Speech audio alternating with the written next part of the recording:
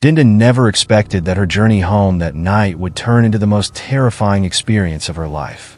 A light drizzle wet the deserted streets, occasionally illuminated by dim streetlights. Bus number 404 slowly stopped at the bus stop, and without much thought, Dinda stepped on.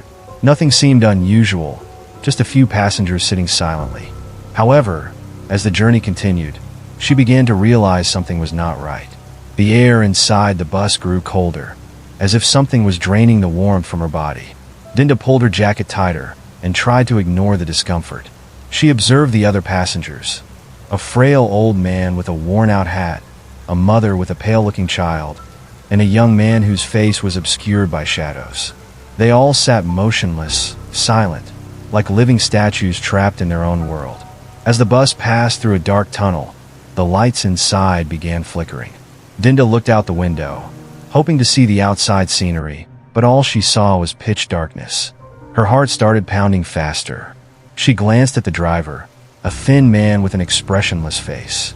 His stare was empty, and his hands gripped the steering wheel tightly. Suddenly, a whisper echoed in her ear. "You shouldn't be here." Dinda jumped and turned to her right, but there was no one. Only an empty seat swaying slightly. Cold sweat started forming on her forehead.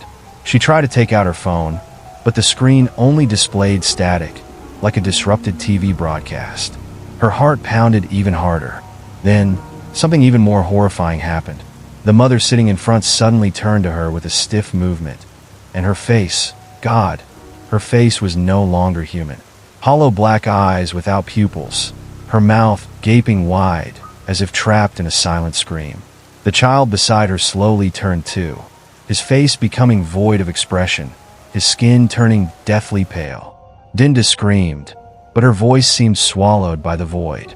Panic-stricken, Dinda stood up, desperate to get off, but the bus kept moving in an eerie silence. She rushed towards the door, hoping to force it open, but as she grabbed the handle, her hand passed right through it like mist. Her body froze. Her breath hitched.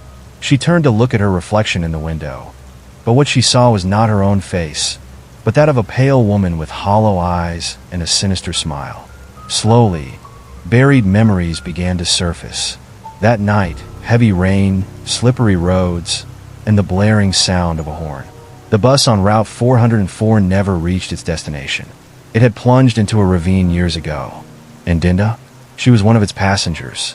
Now, she could only stare out the window, watching a world she could no longer touch, forever trapped in an endless journey on the haunted bus.